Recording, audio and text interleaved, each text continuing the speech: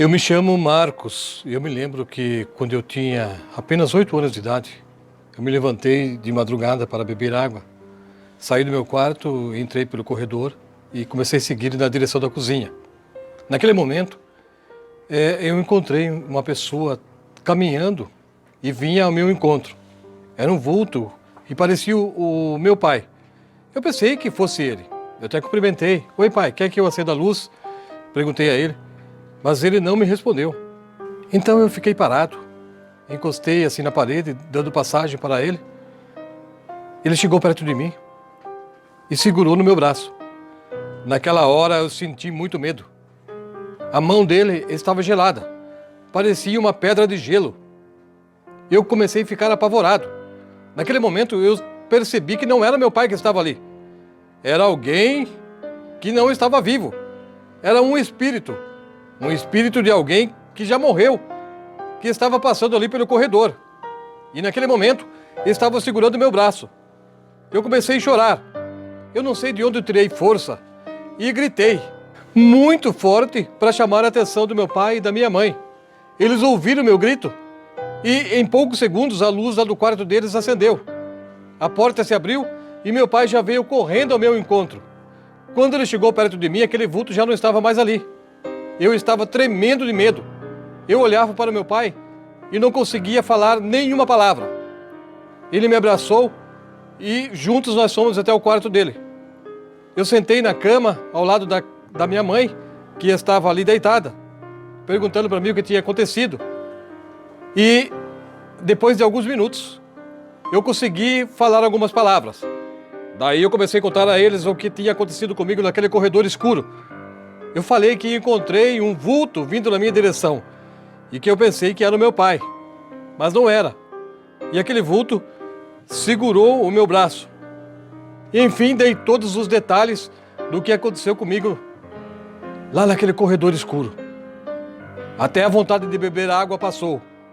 Eu já não estava sentindo mais sede. E mesmo se estivesse com sede ainda, com certeza eu não voltaria naquele lugar por dinheiro algum. De forma alguma eu iria até a cozinha naquele momento para pegar um copo d'água, porque o medo começou a tomar conta de mim. Eu fiquei apavorado. A minha mãe se levantou, acendeu a luz do corredor, foi até a cozinha e, para a surpresa dela, ela olhou para o telhado lá da cozinha. Naquele tempo, naquela casa onde a gente morava, não tinha laje. Era somente o telhado que protegia os móveis lá da cozinha. E algumas telhas de barro haviam sido retiradas daquele lugar. Alguém entrou ali na cozinha naquela noite.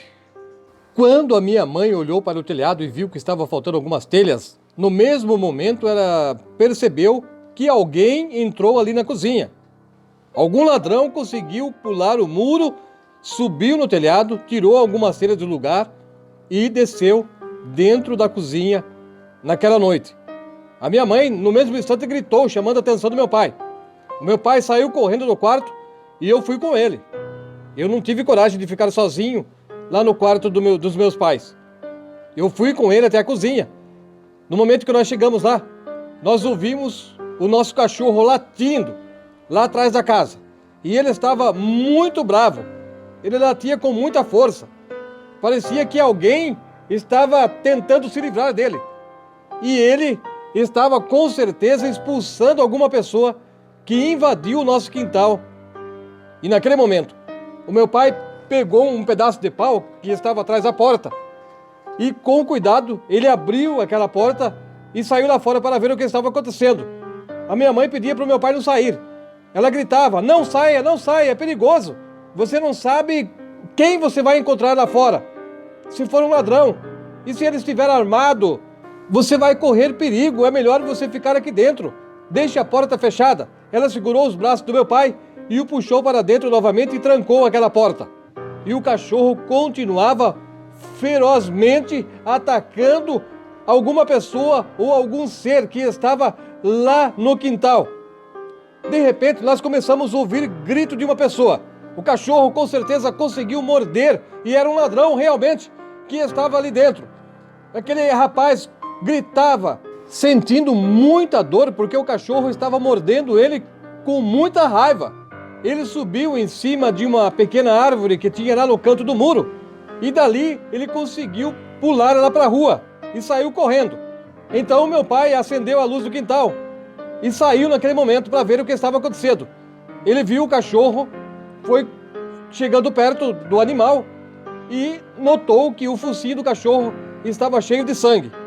O cachorro com certeza conseguiu morder aquele ladrão que entrou dentro da minha casa naquela noite. E provavelmente ele estava querendo levar alguma coisa. Com certeza ele não conseguiu levar, porque no momento que ele entrou, talvez fosse no mesmo instante que eu levantei do meu quarto e segui por aquele corredor escuro, indo até a cozinha para tomar um copo d'água.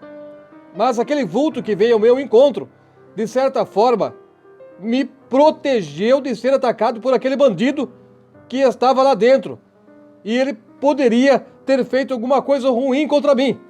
Então, o espírito daquele ser que eu encontrei caminhando ao meu lado, que veio na minha direção, melhor dizendo, e segurou dos meus braços, ele só estava tentando me proteger de ser atacado por aquele desconhecido que estava escondido lá dentro da cozinha escura naquela madrugada que eu me levantei sozinho.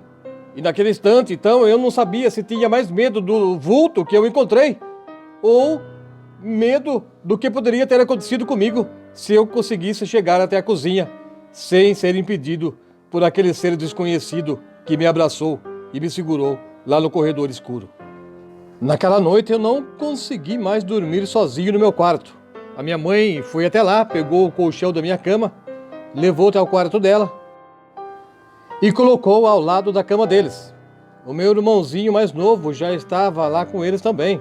Na verdade, ele já dormia com os meus pais, porque ele era muito pequeno.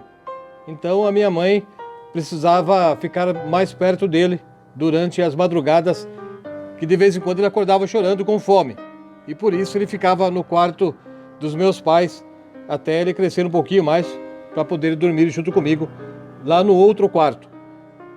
E enquanto a gente tentava dormir, a minha mãe perguntava para mim como era aquele vulto que eu vi.